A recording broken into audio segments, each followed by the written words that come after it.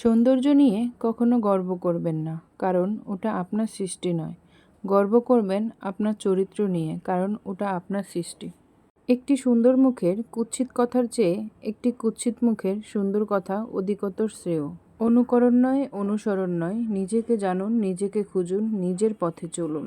আসসালামু আলাইকুম। লাইফ ক্যাপচারে আপনাদের সবাইকে স্বাগতম। কেমন আছেন আপনারা সবাই? আমরা সবাই আলহামদুলিল্লাহ ভালো আছি। চলে এলাম বরাবরের মতো নতুন আইটি ব্লগ নিয়ে। আশা করছি শেষ পর্যন্ত সবাই সাথেই থাকবেন। আজকের ব্লগটা শুরু করছি সকাল থেকে। ঘুম থেকে উঠেই সবাই কাজে লেগে গেছি। বাড়িতে মেহমান আসবে, তাদের জন্যই কিছু আয়োজন করা হচ্ছে। এখানে আমি রোস্টের জন্য চিকেনগুলোকে ভেজে নিচ্ছি। আর মেহমান বলতে আমরা ফ্যামিলির সবাই। দুজন মানুষ থেকে একটা ফ্যামিলি শুরু হয়, দুজন থেকে তিনজন, তিনজন থেকে চারজন, এমনি করতে করতে একটা ফ্যামিলি এক পর্যায়ে গিয়ে অনেক বড় হয়ে যায়।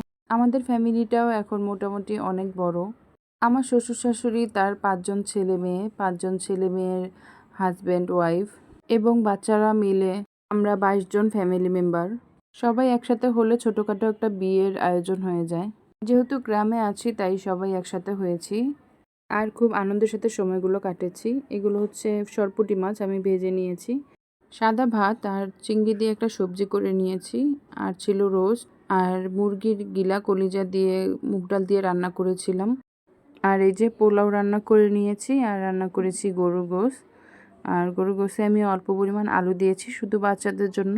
আর এটা হচ্ছে দাওয়াতের একদিন পরের ভিডিও। ঘুরতে গিয়েছিলাম সবাই মিলে বলতে আমার শাশুড়ি, আমার মেজো দেবর, দেবরের বউ এবং আমরা।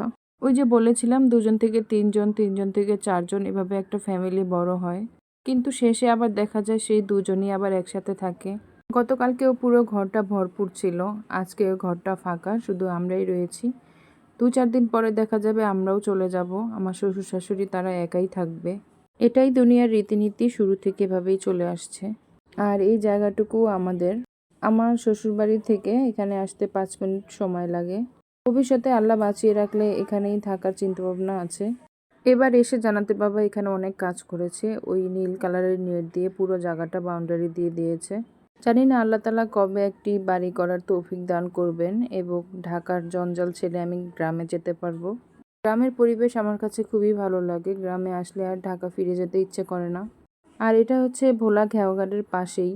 আমরা এখন ছোট্ট এই নদীটা পার হব নৌকা দিয়ে। আর নৌকা পার হতে আমার কাছে খুব ভালো লাগে।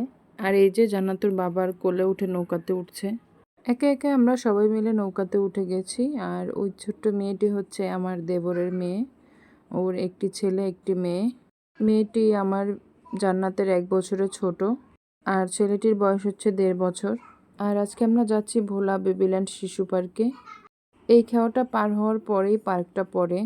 ভাবলাম পার্কে যাওয়ার আগে এই জায়গাটা একটু ঘুরে দেখি। তো যেই ভাবা সেই কাজ, সোজা রাস্তা ধরে হাঁটা শুরু করলাম। আর এটাকে আমরা ডক বলি। এখানে লঞ্চ তৈরি করা হয় এবং মেরামত করা হয়। ওই যে সামনে একটি লঞ্চের মেরামতের কাজ চলছে। আর এটা হচ্ছে বাংলাদেশ কোস্টগার্ডের কেনা সম্পত্তি। এখানে খুব বড় একটি পার্ক হবে, চিড়িয়াখানা সহ, ওটারই নির্মাণাধীন কাজ চলছে। গ্রাম আর যেন গ্রাম নেই, গ্রামের চারিদিকে এখন শহরের ছোঁয়া লেগে গেছে। গত 5 বছর আগে গ্রামে আসলে ঘোরার তেমন কোনো জায়গা পেতাম না, আত্মীয় স্বজনের বাসা ছাড়া। আর এখন কোনটায় রেখে কোনটায় যাব সেটাই ডিসাইড করতে পারি না। আর বাইরে ঘুরতে ঘুরতে আত্মীয় স্বজনের বাসায় যাওয়ার সময় পাই না। আর এই যে এটা হচ্ছে ইটের ভাটা, কম বেশি এটা সবাই চিনেন। এখানে ইট তৈরি করা হয়। আর খালি খোলামেলা জায়গা পেয়ে আমার মেয়ে তো বোনের সাথে খেলা নিয়ে ব্যস্ত আছে। আর এই যে ওখান থেকে ফিরে আমরা চলে এসেছি বেবিল্যান্ড পার্কে। এখান থেকে আরও অনেক জায়গায় ঘুরেছি, সব ভিডিও দিতে গেলে দেখা যায় ভিডিও অনেক লং হয়ে যায়। আর জায়গাটা ছোট হলেও দেখতে খুব সুন্দর এবং ইউনিক ছিল। চলুন সবাই মিলে ঘুরে দেখি ভোলা বেবিল্যান্ড পার্কটি।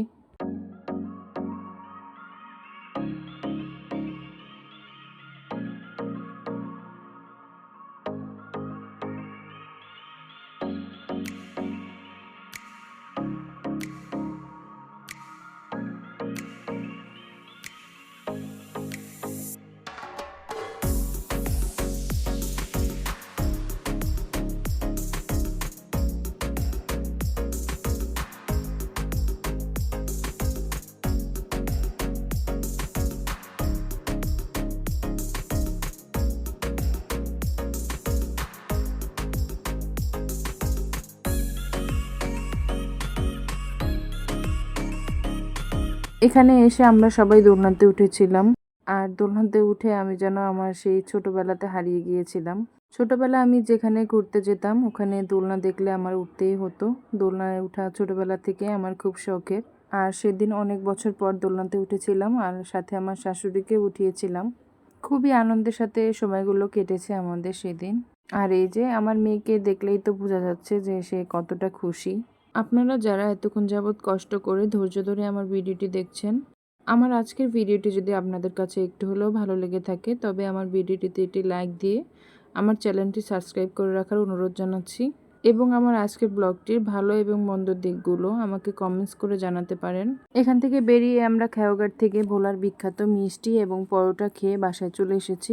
আজকের জন্য এইটুকু। যারা এতক্ষণ যাবৎ ধৈর্য ধরে আমার ভিডিওটি দেখছেন তাদেরকে অসংখ্য ধন্যবাদ জানিয়ে আজকের জন্য বিদায় নিচ্ছি। আসসালামু আলাইকুম।